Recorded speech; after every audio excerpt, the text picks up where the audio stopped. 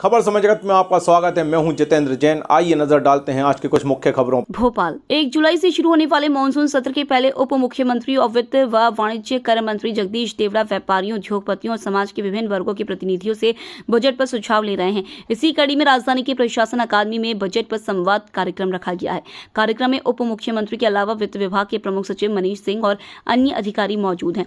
इस बजट संवाद कार्यक्रम में बजट में किए जाने वाले बदलावों को लेकर सुझाव लेने के साथ करदाताओं को आने वाली दिक्कतों के बारे में भी जानकारी ली जा रही है, ताकि बजट तैयार करते समय उसमें नियमों के आधार पर बदलाव कर लोगों को सुविधा और राहत देने का काम किया जा सके।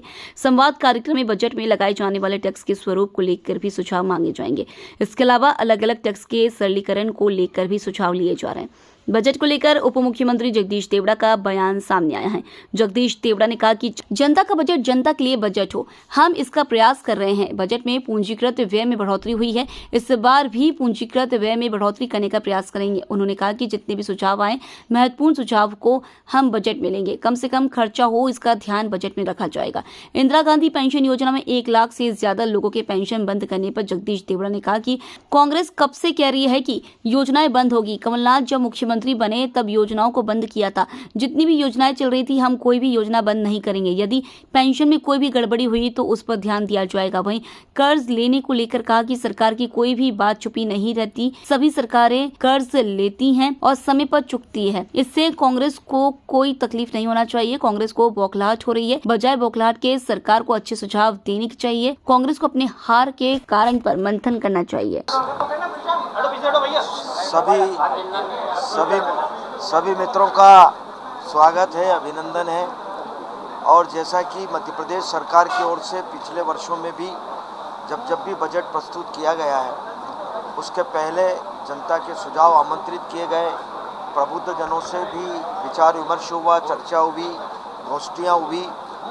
उसी कड़ी में आज भी विषय विशेषज्ञों के साथ में बैठ कर के आज इसका संवाद का कार्यक्रम हुआ, जिसमें हमारे बहुत सारे विषय विशेषज्ञ भी आए थे, विभागों के भी हमारे बहुत वरिष्ठ अधिकारी, जिनका वित्त विभाग में काफ़ी महत्वपूर्ण योगदान रहता है।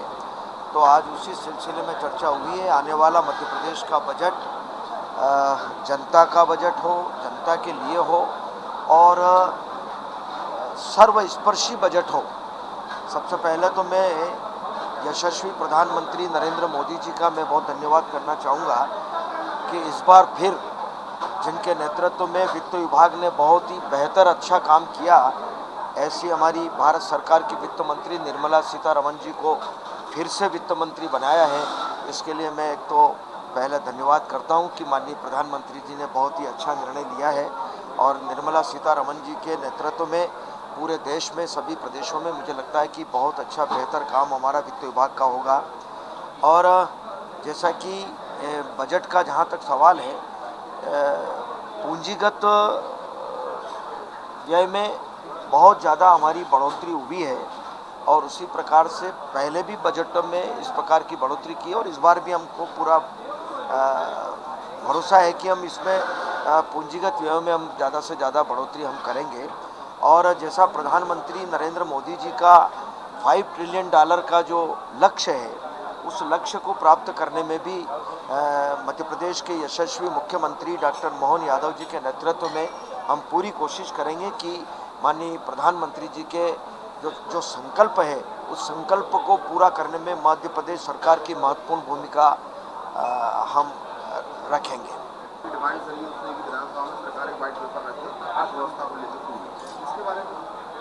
बहुत ही साफ बात है, कोई सरकार की कोई बात मुझे नहीं लगता है कोई छिपी रहती है। कितना कर्जा लिया, कितना कर्जा चुकाया, कितना ब्याज दे रहे हैं और किस काम के लिए कर्जा लिया है, समय पर कर्जा देना और नियम प्रक्रिया से कर्जा लेना, सीमाओं के अंदर लेना, भारत सरकार की परमिशन से लेना।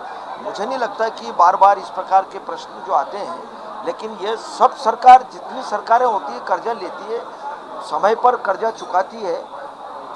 तो मुझे लगता है कि कोई कर्जा लिया है तो कर्जा चुकाएंगे।